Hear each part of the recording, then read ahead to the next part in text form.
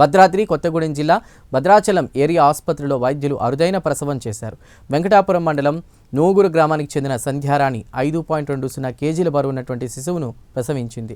Bhadrachalam MLA doctor తెల్ల Venkatrao area ఆసుపత్రిని సందర్శించి శిశువును ఎత్తుకుని వైద్యులను అభినందించారు.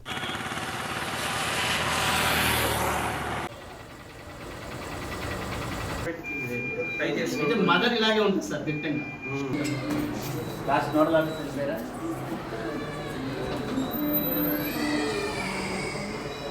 మీరు కూడా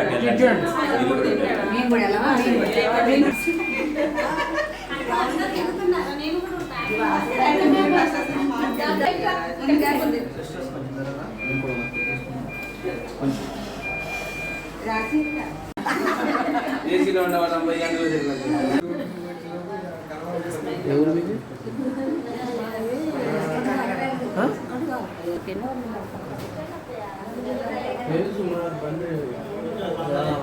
మీ వెంట మీ సైడే మట్టగంగరాజు